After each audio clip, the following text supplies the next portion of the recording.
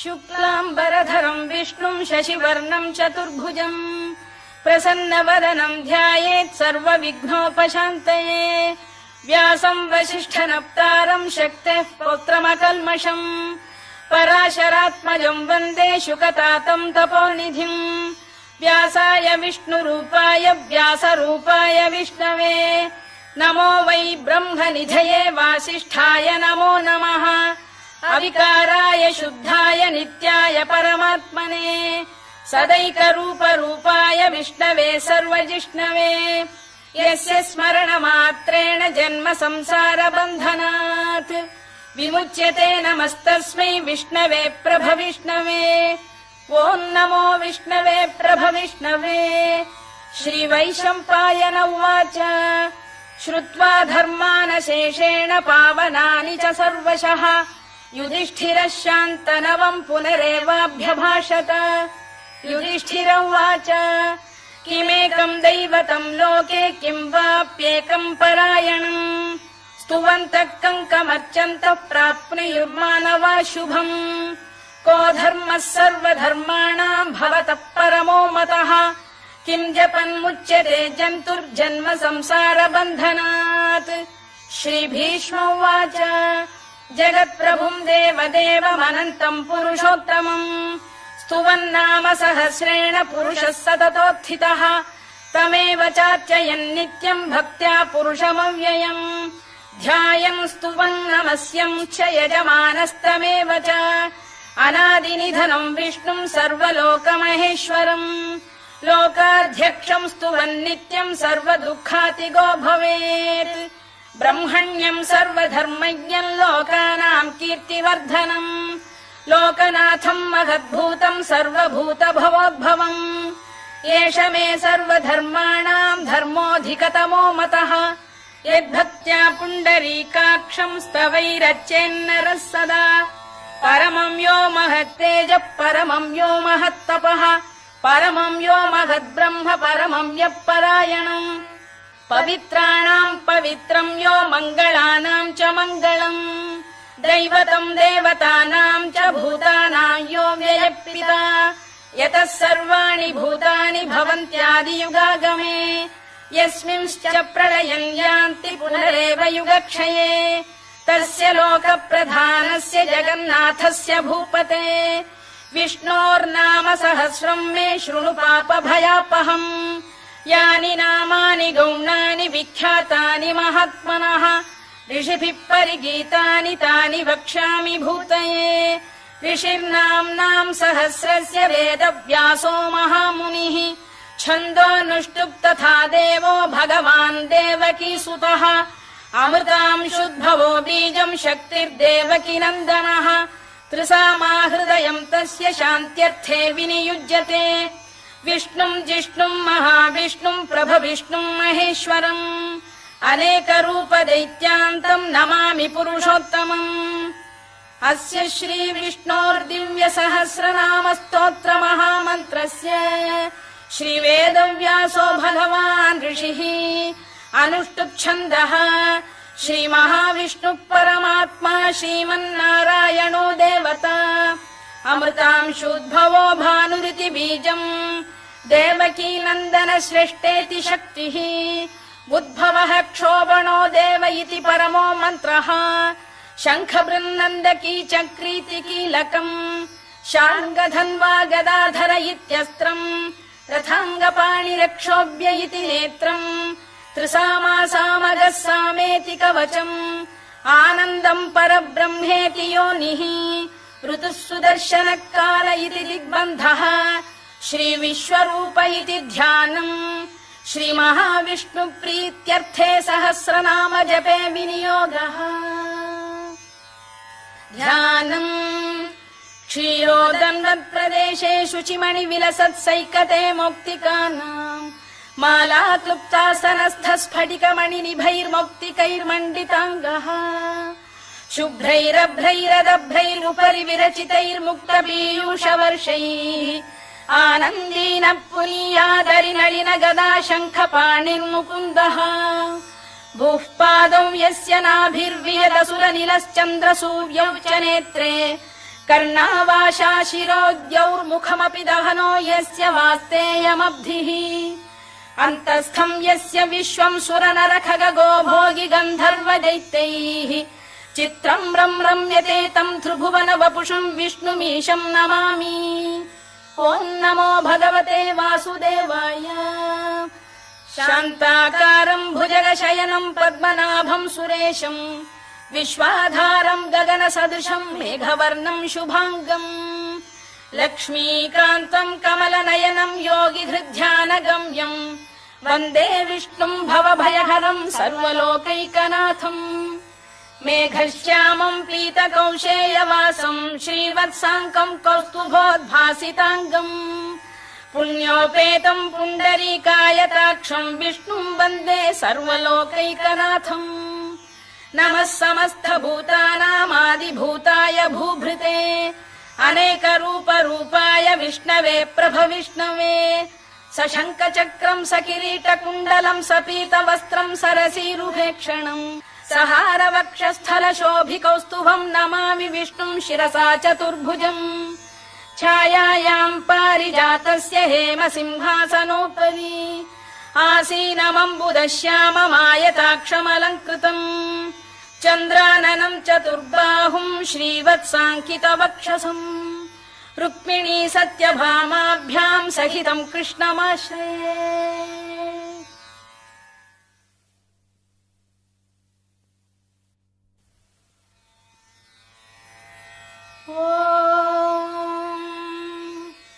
विश्वम् विष्णुर्वषत्कारो भूतभव्य भवत्प्रभुः भूतकृद्भूतभृद्भावो भूतात्मा भूतभावनः भूतात्मा परमात्मा च मुक्तानाम् परमागतिः अव्ययः पुरुषः साक्षी क्षेत्रज्ञोऽक्षर एव च योगो योगविदाम् नेता प्रधानपुरुषेश्वरः नारसिंहवपुः श्रीमान् केशवः पुरुषोत्तमः सर्वः शर्वः शिवस्थाणुर्भूतादिर्निधिरव्ययः सम्भवो भावनो भर्ता प्रभवः प्रभुरीश्वरः स्वयम्भूः शम्भुरादित्यः पुष्कराक्षो महास्वनः अनादिनिधनो धाता विधाता धातुरुत्तमः अप्रमेयो ऋषिकेशः पद्मनाभोऽमर प्रभुः विश्वकर्मा मनुस्पष्टा स्थविष्ठस्थविरो ध्रुवः अग्राह्यः शाश्वतः कृष्णो लोहिताक्षप्रदर्दनः प्रभूतस्त्रिककुब्धाम पवित्रम् मङ्गलम् परम् ईशान प्राणद प्राणो ज्येष्ठः श्रेष्ठः प्रजापतिः हिरण्यगर्भो भूगर्भो माधवो मधुसूदनः ईश्वरो विक्रमी धन्वी मेधावी विक्रमक्रमः अनुत्तमो दुराधर्ष्य कृतज्ञ कृतिरात्मवान् सुरेशः शरणम् शर्म विश्वरेता प्रजाभवः अधः संवत्सरो व्याल प्रत्ययः सर्वदर्शनः अजः सर्वेश्वरः सिद्धः सिद्धिः सर्वादिरच्युतः वृषाकपिरमेयात्मा सर्वयोगविनिसृतः वसुर्वसुमनः सत्यः समात्मा संमितः समः अमोघः पुण्डरीकाक्षो वृषकर्मा वृषाकृतिः रुद्रो बहुशिरा बभ्रुर्विश्वयोनिः शुचिश्रवाः अमृतः शाश्वतस्थाणुर्वरारोहो महातपाः सर्वगः सर्वविद्भानुर्विश्वक्सेनो जनार्दनः वेदो वेदविदव्यङ्गो वेदाङ्गो वेदवित्कविः लोकाध्यक्षः सुराध्यक्षो धर्माध्यक्षः कृताकृतः चतुरात्मा चतुर्व्यूहश्चतुर्दंष्टश्चतुर्भुजः भ्राजिष्णुर्भोजनम् भोक्ता सहिष्णुर्जगदादिजः अनघो विजयो जेता विश्वयोनिः पुनर्वसुः उपेन्द्रो वामनः प्रांशुरमोघः शुचिरूर्जितः अतीन्द्रः सङ्ग्रहः सर्गो धृतात्मा नियमो यमः वेद्यो वैद्यः सदा योगी वीरः माधवो मधुः अतीन्द्रियो महामायो महोत्साहो महाबलः महाबुद्धिर्महावीर्यो महाशक्तिर्महाद्युतिः अनिर्देश्य वपुः श्रीमान् अमे आत्मा महादृधृत् महेश्वासो महीभर्ता श्रीनिवासः सताङ्गतिः अनिरुद्धः सुरानन्दो गोविन्दो गोविदाम्पतिः मरीचिर्दमनो हंसः सुपर्णो भुजगोत्तमः हिरण्यनाभः सुतपाः पद्मनाभ प्रजापतिः अमृत्युः सर्वदृक्सिंहः सन्धाता सन्धिमान् स्थिरः अजो दुर्मर्षणः शास्ता विश्रुतात्मा सुरारिः गुरुर्गुरुतमो धाम सत्यः सत्यपराक्रमः निमिषो निमिषस्रग्वी वाचस्पतिरुदारधीः अग्रणीर्ग्रामणी श्रीमान् न्यायो नेता समीरणः सहस्रमूर्धा विश्वात्मा सहस्राक्षः सहस्रपात् आवर्तनो निवृत्तात्मा संवृतः सम्प्रमर्दनः अधः संवर्तको भङ्गिरनिलो धरणीधरः सुप्रसाद प्रसन्नात्मा विश्वधृक् विश्वभुग्विभुः सत्कर्ता सत्कृतः साधुर्जह्नुर्नारायणो नरः असङ्ख्येयो प्रमेयात्मा विशिष्टः शिष्टकृच्छुचिः सिद्धार्थ सिद्ध सङ्कल्पः सिद्धिदः सिद्धिसाधनः वृषाही वृषभो विष्णुर्वृषपर्वा वृषोदरः वर्धनो वर्धमानश्च विविक्तः श्रुतिसागरः सुभुजो दुर्धरो वाग्मी महेन्द्रो वसुदो वसुः नैकरूपो बृहद्रूपः शिपिविष्टप्रकाशनः ओजस्तेजोऽब्जुदिधर प्रकाशात्मा प्रतापनः वृद्धस्पष्टाक्षरो मन्त्रश्चन्द्रांशुर्भास्करद्युतिः अमृतांशुद्भवो भानुः शशबिन्दुः सुरेश्वरः औषधम् जगतः सेतुः सत्यधर्मपराक्रमः भूतभव्यभवन्नाथः पवनः पावनो नलः कामः कामकृत्कान्तः कामः कामप्रदप्रभुः युगादिकृद्युगावर्तो नैकमायो महाशनः अदृश्यो व्यक्तरूपश्च सहस्रजिदनन्तजित् इष्टो विशिष्टः शिष्टेष्टः शिखण्डी नघुषो वृषः क्रोधः क्रोधकृत्कर्ता विश्वबाहुर्महीधरः अच्युत प्रथित प्राण प्राणदो वासवानुजः अपां निधिरधिष्ठानमप्रमत्त प्रतिष्ठितः स्कन्द स्कन्दधरो धुर्यो वरदो वायुवाहनः वासुदेवो बृहद्भानुरादिदेवः पुरन्दरः अशोकस्तारणस्तारः शूरः शौरिर्जनेश्वरः अनुकूलः शतावर्तः पद्मी पद्मनिभेक्षणः पद्मनाभोरविन्दाक्षः पद्मगर्भः शरीरभृत् महर्धिर्वृद्धो वृद्धात्मा महाक्षो गरुडध्वजः अतुलः शरभो भीमः समयज्ञो हविर्हरिः सर्वलक्षणलक्षण्यो लक्ष्मीवान् समितिञ्जयः विक्षरो रोहितो मार्गो हेतुर्दामोदरः सः महीधरो महाभागो वेगवानमिताशनः उद्भवः क्षोभणो देवः श्रीगर्भः परमेश्वरः करणम् कारणम् कर्ता विकर्ता गहनो गुहः व्यवसायो व्यवस्थानः संस्थानस्थानदो ध्रुवः परधिः परमस्पष्टस्तुष्टः पुष्टः शुभेक्षणः रामो विरामो विरतो मार्गो नेयो नयोनयः वीरः शक्तिमताम् श्रेष्ठो धर्मो धर्मविदुत्तमः वैकुण्ठः पुरुष प्राण प्राणद प्रणव पृतुः हिरण्यगर्भः शत्रुघ्नो व्याप्तो वायुरधोक्षजः ऋतुः सुदर्शनकालः परमेष्ठी परिग्रहः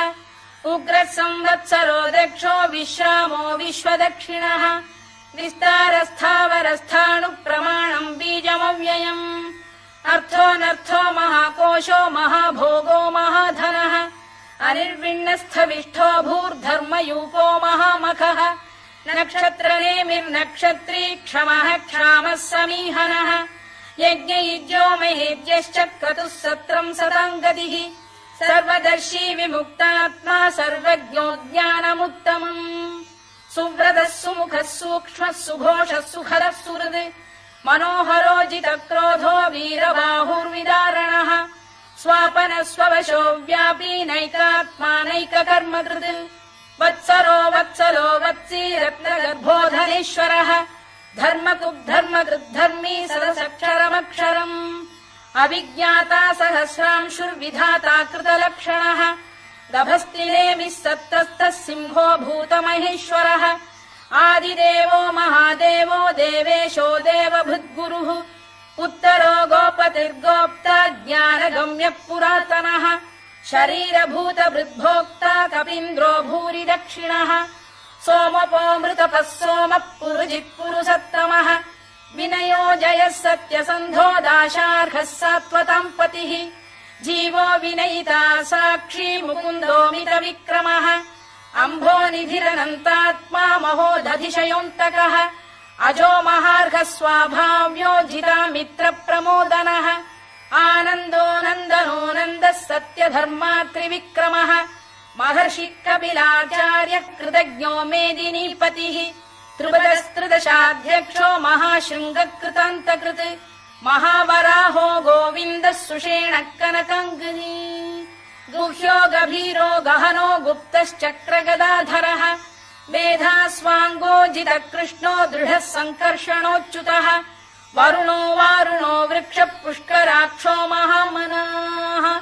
भगवान् बलहानन्दी वनमाली हलायुधः आदित्यो ज्योतिरादित्यः सहिष्णुर्गतिसत्तमः सुधन्वाखण्ड परशुर्दारुणो द्रविणप्रदः दिवस्पृक् सर्वदृक्व्यासो वाचस्पतिरयो निजः त्रिसामासामगः साम निर्वाणम् भेषजम् भिषज सन्न्यासकृच्छमः शान्तो निष्ठा शान्तिपरायणम् शुभाङ्गः शान्तिदः स्रष्टा कुमुदः कुवलेशयः गोहितो गोपतिर्गोप्ता वृषभाक्षो वृषप्रियः अनिवर्ती निवृत्तात्मा संक्षेप्ताक्षेमकृत् शिवः श्रीवत्सवक्षः श्रीवासः श्रीपतिः श्रीमताम्बरः श्रीधः श्रीशः श्रीनिवासः श्रीनिधिः श्रीविभावनः श्रीधर श्रीकर श्रेयः श्रीमान् लोकत्रयाश्रयः स्वक्षः स्वङ्गः शतानन्दो नन्दिर्ज्योतिर्गणेश्वरः विजितात्मा विधेयात्मा सत्कीर्तिश्छिन्न संशयः उदीर्णः सर्वतश्चक्षुरनीशः शाश्वतः स्थिरः भूषयो भूषणो भूतिर्विशोकः शोकनाशनः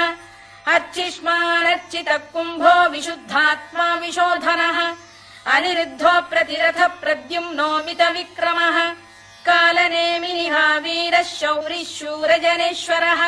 त्रिलोकात्मा त्रिलोकेशः केशवः केशिः हरिः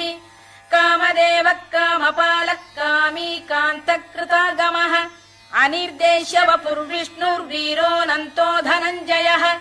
ब्रह्मण्यो ब्रह्मकृद्ब्रह्मा ब्रह्म ब्रह्मविवर्धनः ब्रह्मविब्राह्मणो ब्रह्मी ब्रह्मज्ञो ब्राह्मणप्रियः महाक्रमो महाकर्मा महातेजा महोरगः महाक्रतुर्महायज्वा महायज्ञो महाहविः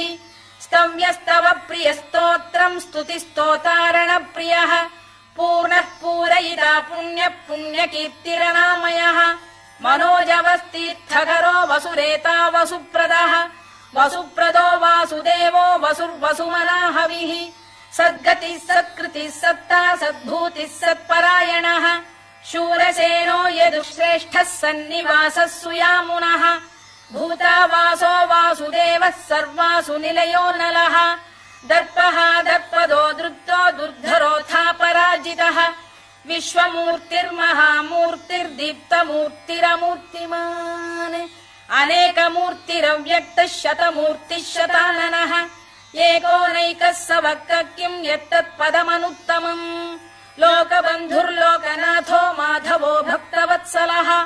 सुवर्णवर्णो हेमाङ्गो वराङ्गश्चन्दनाङ्गदी वीरः विषमः शून्यो घृता क्षीरचरश्चलः अमानी मानदो मान्यो लोकस्वामी त्रिलोकभृत् सुमेधा मेधजो धन्यः सत्यमेधाधराधरः तेजो वृषोद्युतिधरः सर्वशस्त्रभृताम्बरः प्रग्रहो निग्रहो व्यग्रो नैकशृङ्गो गदाग्रजः चतुर्मूर्तिश्चतुर्बाहुश्चतुर्व्यूहश्चतुर्गतिः चतुरात्मा चतुर्भावश्चतुर्वेदविदेकपात् समावर्तो निवृत्तात्मा दुर्जयो दुरधिक्रमः दुर्लभो दुर्गमो दुर्गो दुरावासो दुरारिः शुभाङ्गो लोकसारङ्गः सुतन्तुस्तन्तु वर्धनः इन्द्रकर्मा महाकर्मा कृतकर्मा कृतागमः उद्भवः सुन्दरः सुन्दो रत्ननाभः सुलोचनः अर्को वाजसनः शृङ्गी जयन्तः सर्वविजयी सुवर्णबिन्दुरक्षोभ्यः सर्ववागीश्वरेश्वरः महाह्रदो महागर्तो महाभूतो महानिधिः कुमुद कुन्दर कुन्द पर्जन्यः पावनो निलः अमृताशोऽमृतवपुः सर्वज्ञः सर्वतोमुखः सुलभः सुव्रतः सिद्धः शत्रुजिच्छत्रुतापनः न्यग्रोधोदुम्बरोश्चत्तश्चाणूरान्ध्रैषूदनः सहस्रार्चिः सप्तजिह्वः सप्तैधा सप्तवाहनः अमूर्तिरनघोचिन्त्यो भयकृद्भयनाशनः अणुबृहत्कृशस्थूलो गुणभिर्निर्गुणो महान् अधृतस्वधृतस्वास्य प्राग्वंशो वंशवर्धनः भारभृत्कथितो योगी योगीशः सर्वकामदः आश्रमश्रमणः क्षामः सुपर्णो वायुवाहनः धनुर्धरो धनुर्वेदो दण्डो दमयिता दमः अपराजितः सर्वसहो नियन्ता नियमो यमः सत्त्ववान् सात्विकः सत्यः सत्यधर्मपरायणः अभिप्रायप्रियार्होः प्रियकृत्प्रीतिवर्धनः विहाय सगतिर्ज्योतिः सुरुचिर्कुतभुक् विभुः रविर्विरोचनः सूर्यः सवितारविलोचनः अनन्तो हुतभुग्भोक्ता सुखदो नैकजोऽग्रजः अनिर्विण्णः सदामर्षी लोकाधिष्ठानमद्भुतः सनात्सनातनतमः कपिलः कपिरव्ययः स्वस्तिदः स्वस्तिकृत् स्वस्ति स्वस्ति भुक् स्वस्ति दक्षिणः अरौद्रः कुण्डली चक्री विक्रम्यूर्जितशासनः शब्दातिकः शब्दसः शिशिरः शर्वरीकरः अक्रूरपेशलो दक्षो दक्षिणः क्षमिणाम्बरः विद्वत्तमो वीतभयः पुण्यश्रवणकीर्तनः उत्तारणो दुष्कृतिः पुण्यो दुःस्वप्ननाशनः वीरः रक्षणः सन्तो जीवनः पर्यवस्थितः अनन्तरूपोऽनन्तः श्रीर्जितमन्युर्भयापहः चतुरश्रो गभीरात्मा विदिशो व्यादिशो दिशः अनाधिर्भूर्भुवो लक्ष्मी सुवीरो रुचिराङ्गदः जननो जनजन्मादिर्भीमो भीमपराक्रमः आधारनिलयो धाता पुष्पहास प्रजागरः ऊर्ध्वगः सत्पथाचार प्राणद प्रणवप्रणः प्रमाणम् प्राणनिलय प्राणभृत्प्राणजीवनः तत्त्वम् तत्त्वविदेकात्मा जन्म मृत्युजरातिगः भूर्भुवः स्वस्तरुस्तारः सविता प्रपितामहः यज्ञो यज्ञपतिर्यज्वा यज्ञाङ्गो यज्ञवाहनः यज्ञभृद्यज्ञकृद्यज्ञी यज्ञभुग्यज्ञसाधनः यज्ञान्तकृद्यज्ञगुह्यमन्नमन्नाद एव च आत्मयोनिः स्वयम् जातो वैखानः सामगायनः देवकीनन्दनः स्रष्टा क्षितीशः पापनाशनः शङ्खबृन्नन्दकी चक्री शार्ङ्गधन्वा गदाधरः तथाङ्गपाणिरक्षोभ्यः सर्वप्रहरणायुधः सर्वप्रहरणायुधवोन्नम इति वनमाली गरीशाङ्गी शङ्खी चक्री च नन्दकी श्रीमान्नारायणो विष्णुर्वासुदेवोऽभिरक्षतु वनमाली गरीशाङ्गी शङ्खी चक्री च नन्दकी श्रीमान्नारायणो विष्णुर्वासुदेवोऽभिरक्षतु वनमाली गरीशाङ्गी शङ्खी चक्री च नन्दकी श्रीमान्नारायणो विष्णुर्वासुदेवोऽभिरक्षतु इतीदम् कीर्तनीयस्य केशवस्य महात्मनः नाम्नाम् सहस्रम् दिव्यानामशेषेण प्रकीर्तितम् य इदम् शृणुयान् नित्यम् यश्चापि परिकीर्तयेत् नाशुभम् प्राप्नुयात् किञ्चित् सोमुत्रेह च मानवः वेदान्तको ब्राह्मणः स्यात् क्षत्रियो विजयी भवेत् वैश्यो धनसमृद्धः स्यात् क्षूद्रः सुखमवाप्नुयात् धर्मार्थी प्राप्नुयात् धर्ममर्थार्थी चार्थमाप्नुयात् कामानवाप्नुयात् कामी प्रजार्थी चाप्नुयात् प्रजाम् भक्तिमान् यः सदोत्थाय शुचिस्तद्गतमानसः सहस्रम् वासुदेवस्य नाम्नामेतत्र कीर्तयेत् यशः प्राप्नोति विपुलम् याति प्राधान्यमेव च अचलाम् श्रियमाप्नोति श्रेयः प्राप्नोत्यनुत्तमम् न भयम् क्वचिदाप्नोति वीर्यम् तेजश्च विन्दति भवत्यरोगोद्युतिमान् बलरूपगुणान्वितः रोगार्तो मुच्यते रोगात् बद्धो मुच्येत बन्धनात् भयान्मुच्येत भीतस्तु मुच्येतापन्न आपदः दुर्गाण्यतितरत्याशु पुरुषः पुरुषोत्तमम् स्तुवन्नाम सहस्रेण नित्यम् भक्ति समन्वितः वासुदेवाश्रयो मर्त्यो वासुदेवपरायणः सर्वपाप विशुद्धात्मा याति ब्रह्म सनातनम् न वासुदेव भक्तानामशुभम् विद्यते क्वचित् जन्म मृत्युजरा व्याधि भयम् नैवोपजायते इमम् स्तवमधीयान श्रद्धा भक्ति समन्वितः युज्येतात्मसुखक्षान्ति श्रीधृति स्मृति कीर्तिभिः न क्रोधो न च मात्सर्यम् न लोभो न शुभामतिः भवन्ति कृतपुण्यानाम् भक्तानाम् पुरुषोत्तमे द्यौः स चन्द्रार्कनक्षत्राखम् दिशो भूर्महो दधिः वासुदेवस्य वीर्येण विधृतानि महात्मनः ससुरासुरगन्धर्वम् स यक्षोरगराक्षसम् जगत्वशे वर्ततेदम् कृष्णस्य सचराचरम् इन्द्रियाणि मनो बुद्धिः सत्त्वम् तेजो बलम् धृतिः वासुदेवात्मकान्याहुः क्षेत्रम् क्षेत्रज्ञ एव च सर्वागमानामाचार प्रथमम् परिकल्पते आचार प्रभवो धर्मो धर्मस्य प्रभुरच्युतः ऋषयः पितरो देवा महाभूतानि धातवः जङ्गमा जङ्गमम् चेदम् जगन्नारायणोद्भवम् योगो ज्ञानम् तथा साङ्ख्यम् विद्या शिल्पादिकर्म च वेदाः शास्त्राणि विज्ञानमेतत् सर्वम् जनार्दनात्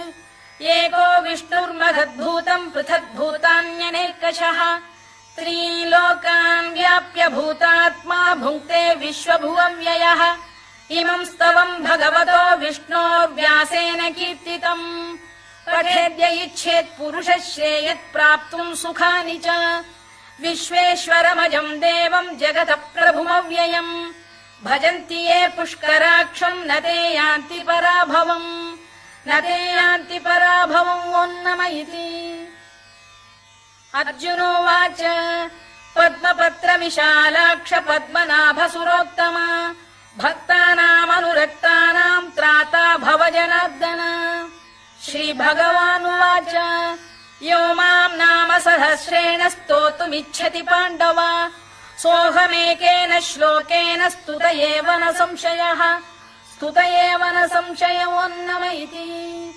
व्यास उवाच वासनाद्वासुदेवस्य वासितम् भुवनत्रयम् सर्वभूतनिवासोऽसि वासुदेव नमोऽस्तु ते वासुदेव नमोऽस्तु ते ओन्नम इति पार्वत्युवाच केनोपायेन लघुना विष्णोर्नाम सहस्रकम् पठ्यते पण्डितैर्नित्यम् श्रोतुमिच्छाम्यहम् प्रभो ईश्वर उवाच